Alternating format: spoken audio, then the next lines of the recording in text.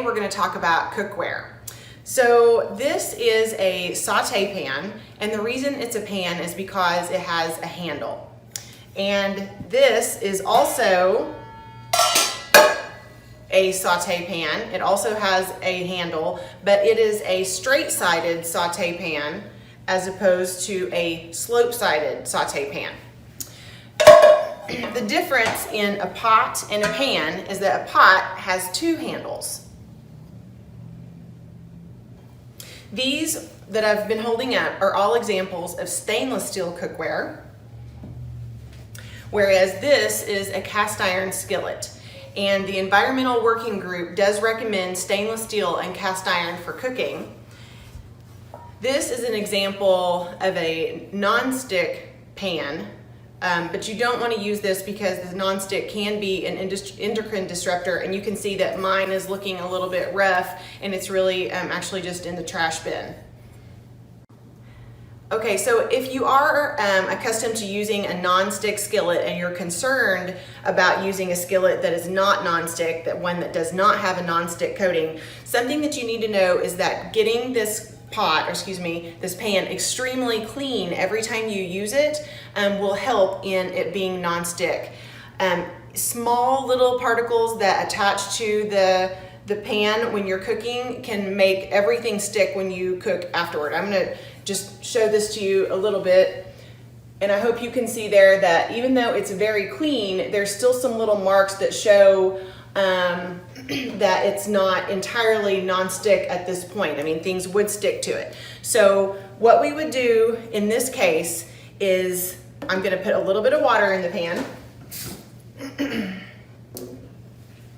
And then this is just like, this is called Barkeeper's Friend, and then Ajax is basically the same. You don't need to use the one with bleach, but then use like a scrubby pad and get every little particle that is stuck to that pan. Even though this pan looked very clean, this will really help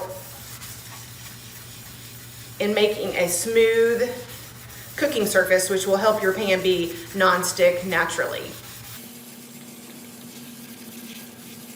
Okay, and I'm just gonna rinse this out.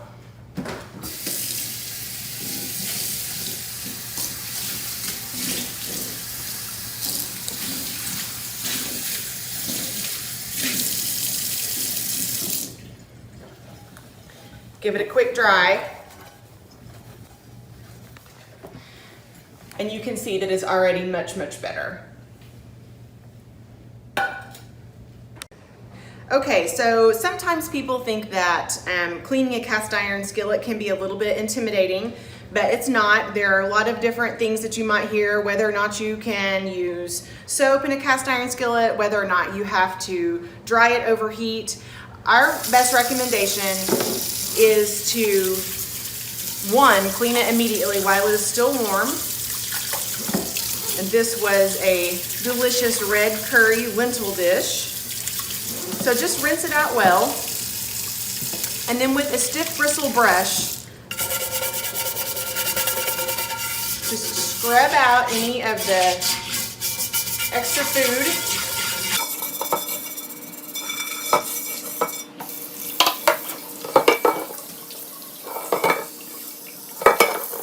Then with a lightly soapy scrub pad, just make sure to get any little bits off of the cooking surface, because that's what's going to help your pan be really nice non-stick surface.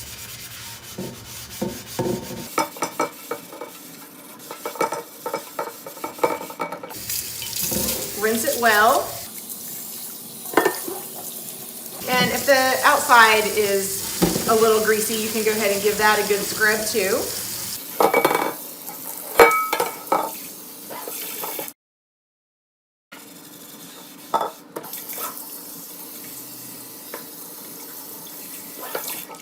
So at this point, I'm just going to take this and towel dry it a little bit and then set it over heat so that it dries up all the moisture. It's important to do this, especially to remove the moisture so that it doesn't rust. And then also it's important to continue to have that non-stick surface that you're looking for.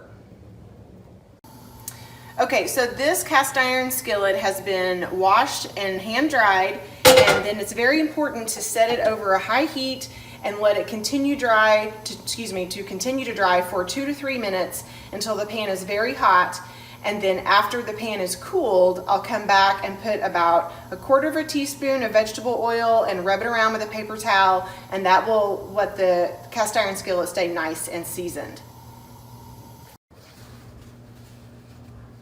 Okay, so I'm just gonna add, a tiny bit of oil, 1/4 teaspoon at the most, and just rub that around on the surface and the sides of the pan, and that will keep it nice and seasoned.